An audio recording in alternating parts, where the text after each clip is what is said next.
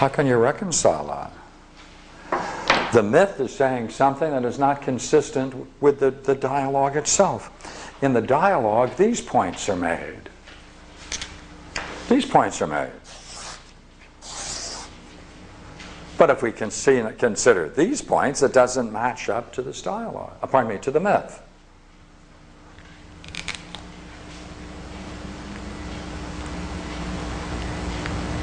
That's your problem. Because if the soul has gone through great vice while living, and those kinds of vices, by the way, are considered primarily the condition of having a great crime, is that you have to have great power, political power, and if you have great political power, you can then have the power to do great injustices. Therefore, these incurables are all the tyrants, the great mass killers. He said they drop down, they're incurable. But that's very strange because it doesn't fit this. Doesn't fit it at all. Now, there are many people who argue about this, and they try to find ways to get around it because they don't want, if for some reason, we don't want to come to that conclusion. But that's the conclusion he comes to. I can read you several sections and you can see it yourself. Yeah, there's a part of reality then that sounds like it's going to always be. Pardon me? There's a part of reality then that sounds like it'll never be able to be cured. It's a part of reality that if it's filled with those kinds of souls that are in principle incurable, never do anything good, it's vice, it's evil. I don't know whether it takes on a demonic side or they simply go to a bottomless pit and they can never get out, but nonetheless there's a place in the universe that very difficult to say there's any good in it. Yeah.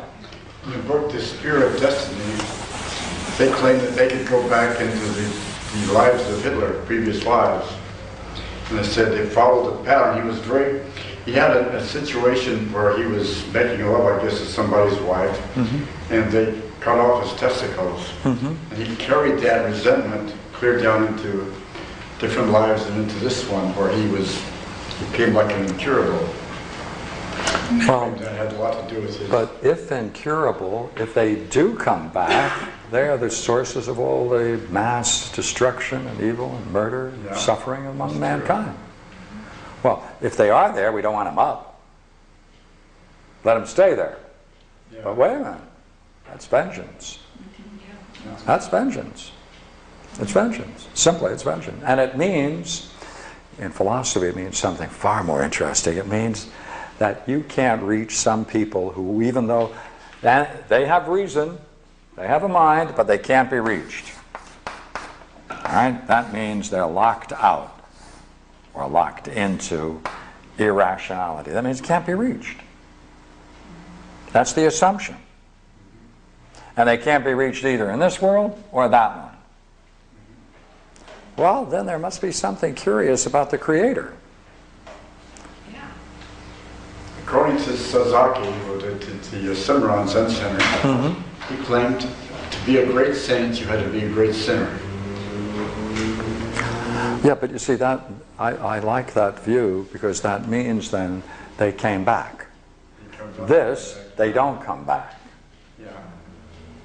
But that means that eventually Hitler might become a great saint. Oh yeah, oh yeah. And we need them. We all do. I hope we all might. Given enough time.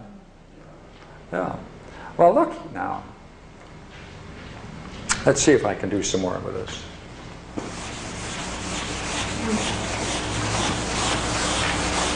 Let's make sure we have it now. All right. Let's take the other side, which is even more interesting. Let's take the side that's curable. Now look what he's saying about the curable. This is rather interesting. I want to go back to it. You see, if they're punished, there's a removal of evil, and they can return. Right, okay, look here. Removal of evil, they pay for with their punishments and suffering, so they suffer, and in that sense they're pained, suffering, and as a consequence of that, whatever it is that produced that evil, right, is removed, eliminated, softened sufficiently for the person to be reincarnated.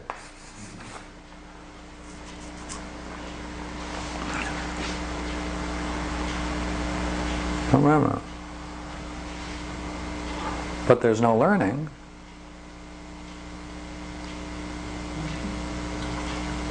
Then the only thing you're working on is the negative impact on the soul. Wherever it's been scarred, wherever the traces of its evil deeds impacts on the soul, those have been eliminated. But that doesn't make it good. It's just that you're paying for the punishment for the negatives, for the bad. Yeah, that's how I make you a better person. So, yeah, that doesn't make a person good. No, there's no sense of a good. Well then,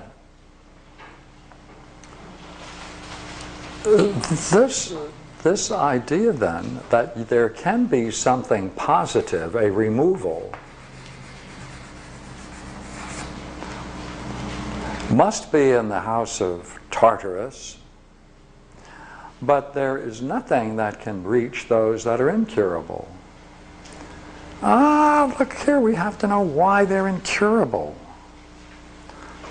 And he says, the reason, it's because of the enormity of their crimes. It's the enormity of their crimes.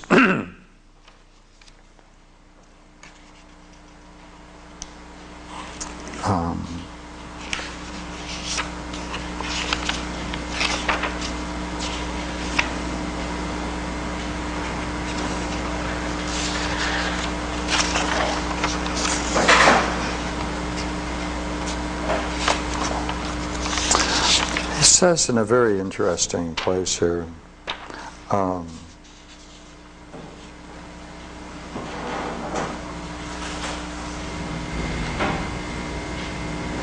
it is among the powerful that we find especially wicked men.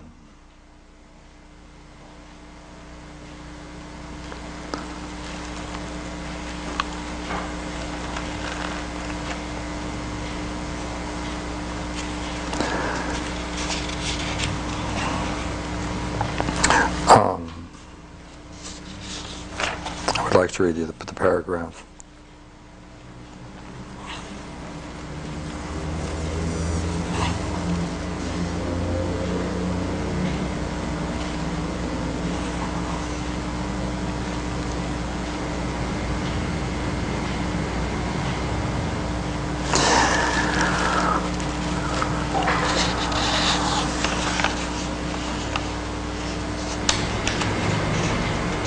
Okay.